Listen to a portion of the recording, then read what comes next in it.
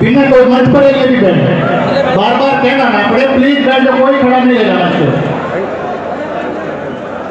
मैं निवेदन करूंगा 1 मिनट के लिए, केवल 1 मिनट के लिए हमारे संघर्षशील साथी है पवन जी दुग्गल आए और उसके तुरंत बाद राकेश जी टिकैत अपनी बात रखेंगे, तब तक आप सारे बैठ जाओ। किसान की ताकत बनेगी, अन्नदाता जीतेगा, मोदी हारेगा। बहुत बहुत धन्यवाद। मोदी तेरी कमर खुलेगी।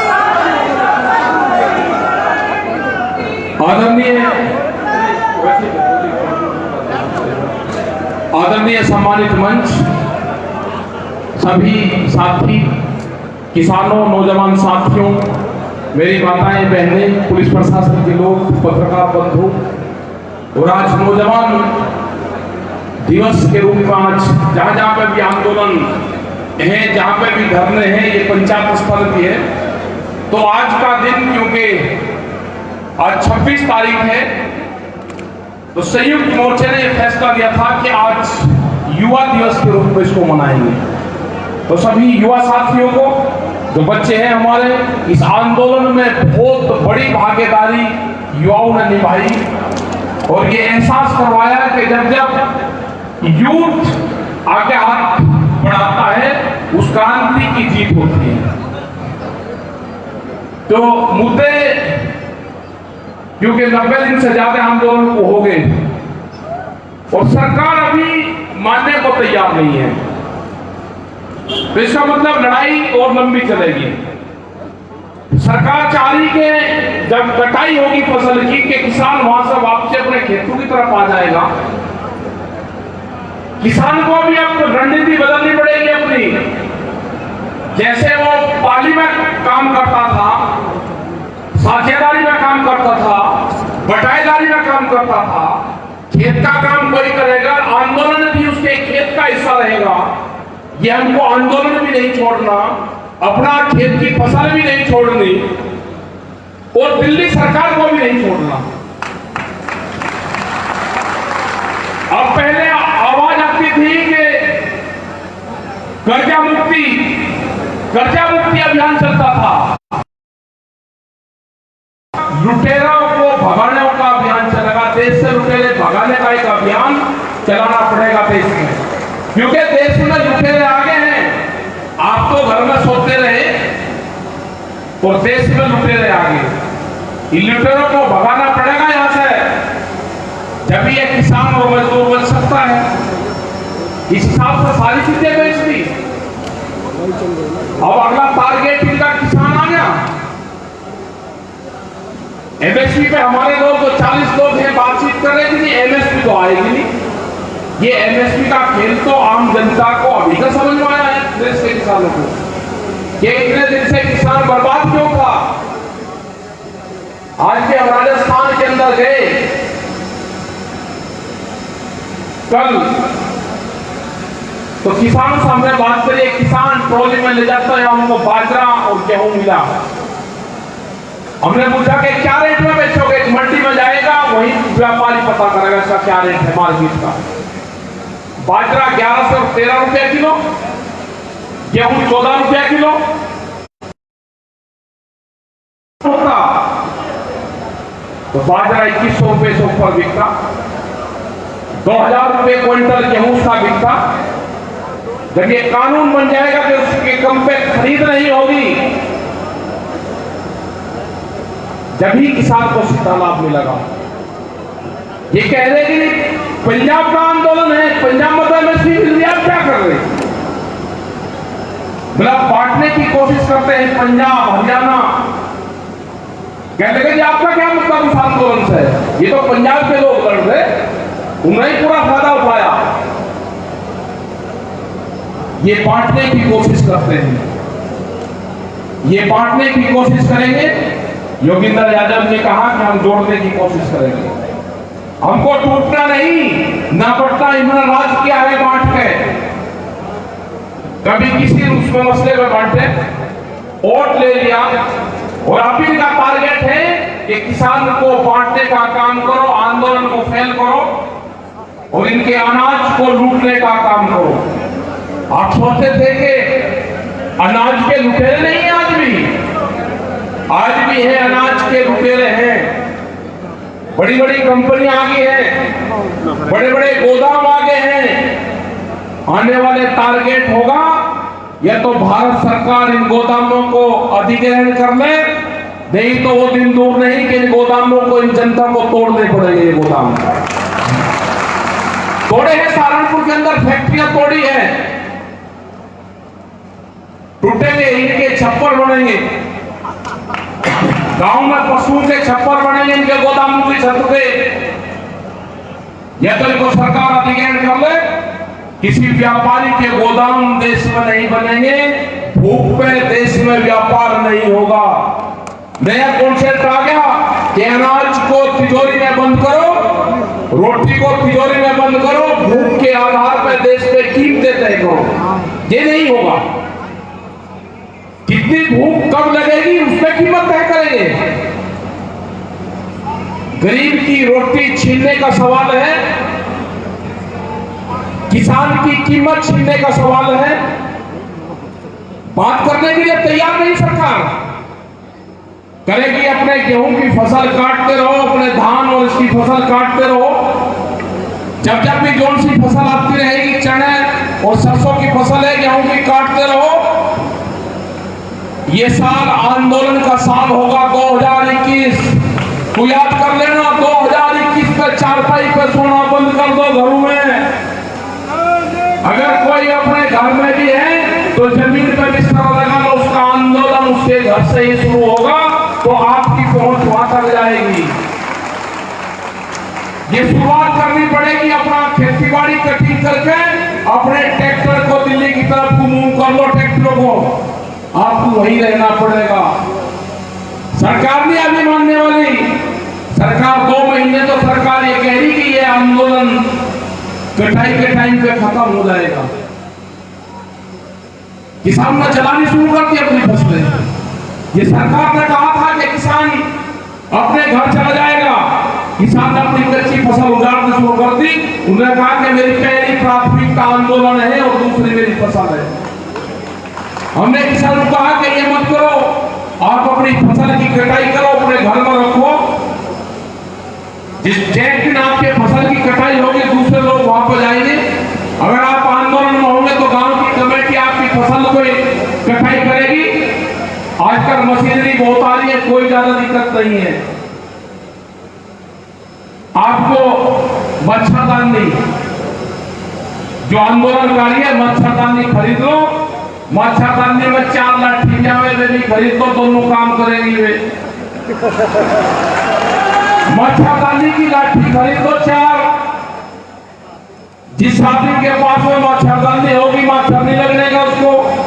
और एरा पेरा आदमी लुटेरा आपके नजदीक टूट जाने का, ये यहां से लगा के और दिल्ली की सरहद तक लोगों को लौटना पड़ेगा। आपको एसी और पंखे छोड़कर 1 साल जो हमारे पूर्वज जैसे रहते थे, बगैर बिजली के आपको रहने की आदत डालनी पड़ेगी। आपको अपने आसान में सड़क के किनारे पेड़ के नीचे बनाने पड़ेंगे। जो भी अपने गांव का घर छोड़ के, गांव छोड़ के और दिल्ली की तरफ जहां पर भी आपके डेरे लगते चले जाएंगे, वही आंदोलन का हिस्सा होगा। आने वाले टाइम पे 10, 15, 20 दिन बाद में, महीने के बाद में ये आपको शुरू करना पड़ेगा। दिल्ली जब भी हटेगी ऐसे नहीं लड़ने वाली हो। 12 दौर की वार्ता होगी। हमने कहा इसका सीधा लाइव दिखा दो, आप जनता को तो देख लें। उन्हें कह दिया कि ना कानून वापसी होंगे, ना एमएसपी पे कानून बनेगा। किसान ने भी कह दिया कि कानून वापसी नहीं तो घर वापसी नहीं। जैसे गांवों में नहीं होते कि सींग फंस गए सरकार के, किसान के एक पटेंगे। जो जोटे होते हैं ना, जब भिड़ जाते हैं तो एक के पटेंगे लोग। या तो या सरकार नहीं है या भैया के किसान का होगा, गांव से एक का जरूर होगा। अब आधा किसान पीछे हटने को तैयार है और सरकार अभी बयानबाजी नहीं कर रही। सरकार एक दिन मंत्री का ध्यान आया कि भीड़ इकट्ठी करने से कानून नहीं बदले जाते।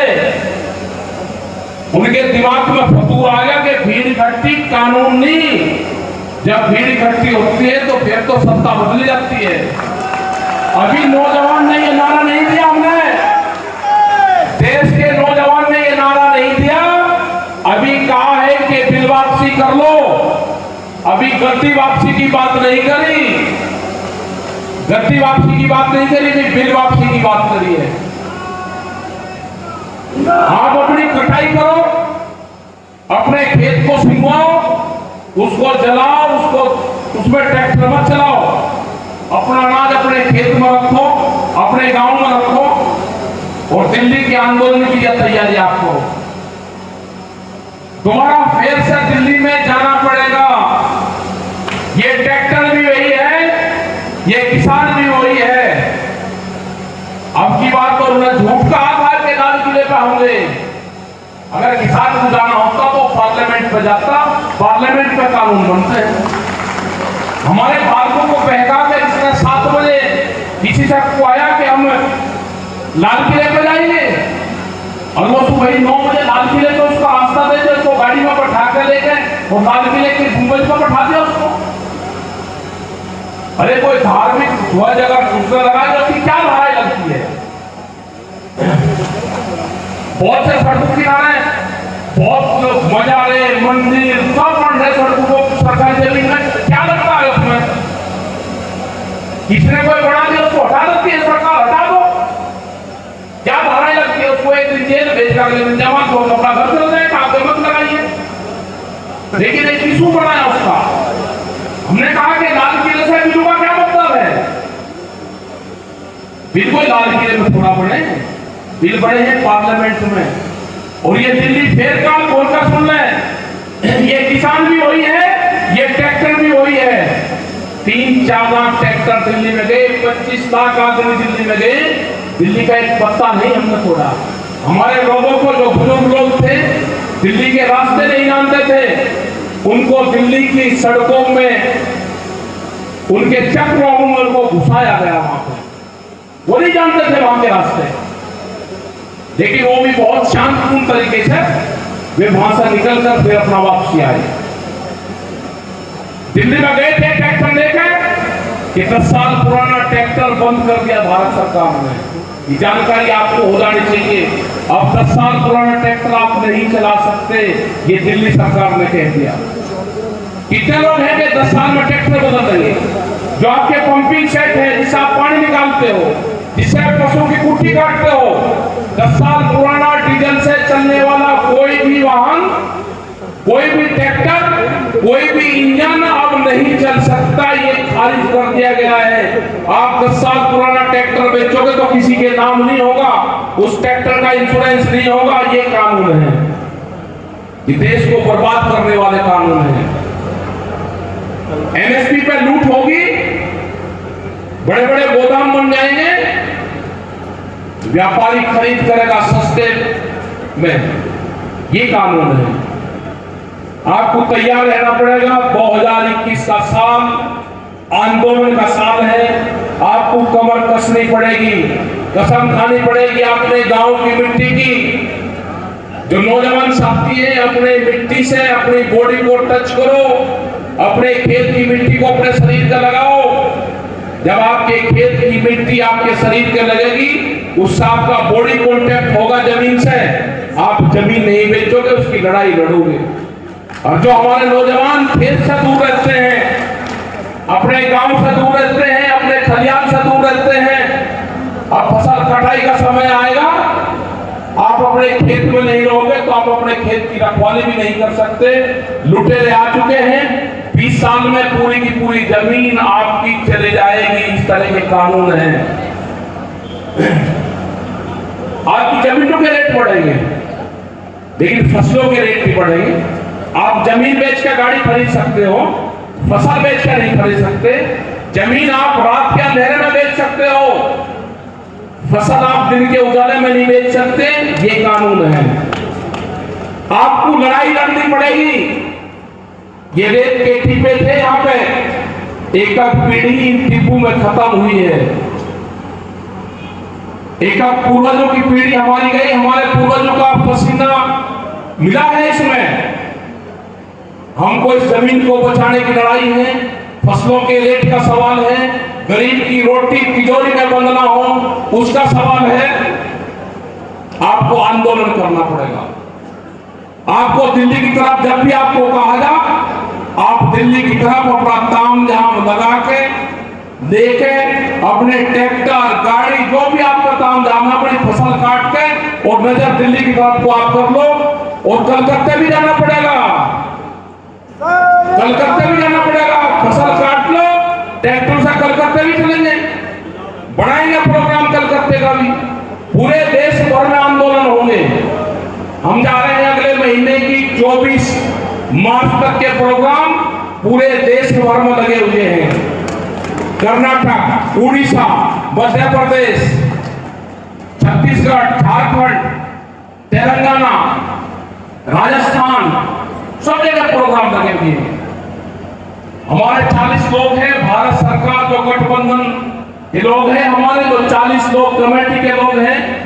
हमने कहा कि बातचीत आप उनसे करो। हमारे पंच भी वही है और हमारा मंच भी सिंगू बॉर्डर है। न पंच बदले जाएंगे न मंच बदला जाएगा। फसलों के फैसले किसान करेगा और सरकार से फैसले पंच करेगा। ये नारा हमारा रहेगा। जो नौजवान साथी है हमारे, जो पुलिस प्रशासन के लोग हैं, इनकी भी कोई आवाज नहीं उठाता।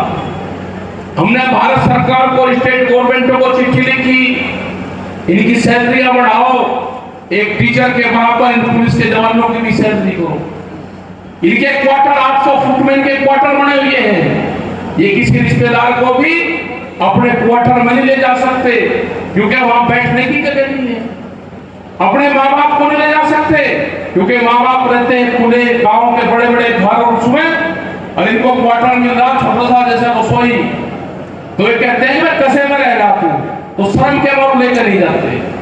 इनके क्वार्टर बड़ा मिले, 1500 स्क्वायर फीट के आसपास का क्वार्टर हो, 3 रूम का क्वार्टर, और इनसे राजस्थान के किसी भी बॉर्डर पे आप ड्यूटी दिलवा देगा। इनके बच्चों का पढ़ने का साधन ठीक हो, इनके परिवार के लोग इनके साथ में रह सके। इनकी पेंशन, नौजवानों जितने भी कर्मचारी हैं पेंशन काटती। अगर देश में एमपी एमएलए को पेंशन मिलेगी तो कर्मचारियों को भी मिलेगी, या तो उनकी भी बंद होगी या इनकी भी बंद होगी। दो नहीं चलने के, एमपी एमएलए को 3-3 4 पेंशन, हमारे कर्मचारी को एक भी पेंशन नहीं है। अरे तनख्वाह तो ये अपने घर और पूरे कारोबार में दे देते हैं। जब बुढ़ापा आता है इनके हाथ में 1 रुपया नहीं रहता, वो पेंशन ही का तो सहारा है। या तो एमपी एमएलए की भी पेंशन बंद होगी और नहीं तो इनकी भी पेंशन बहाल होगी। ये लड़ाई जन क्रांति है, ये जन आंदोलन है, वैचारिक क्रांति है। जो क्रांति विचार से उत्पन्न हुई हो वो क्रांति विचार से ही बंद होगी, बंदूक से बंद नहीं होगी।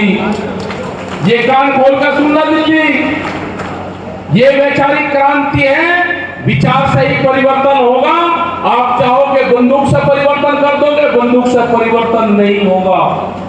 महंगाई कहाँ जानी, डीजल का क्या रेट है, डीजल का रेट बढ़ेगा, उससे माल भाड़ा बढ़ेगा, किराया बढ़ेगा। जो आम आदमी है जिसके पास में एक स्कूटी भी नहीं है उसका भाड़ा बढ़ेगा, वो उस पर पड़ती है महंगाई। ये सारे सवाल हैं। आप लोगों ने बहुत देर तक सुना, हम भी 2 प्रोग्राम करके यहाँ पर आए। राजस्थान की धरती को नमन करते हैं कि इतना क्रांतिकारी राजस्थान। हर रोज यहाँ पर हम मीटिंग कर रहे हैं, अभी 3-4 मीटिंग हो रही इस महीने में और 3 तारीख तक हमारी है। उसके बाद में मध्य प्रदेश और पूरे देश भर में हम चले जाएंगे। धन्यवाद। जय हिंद, जय भारत, जय गढ़साना, जय राजस्थान।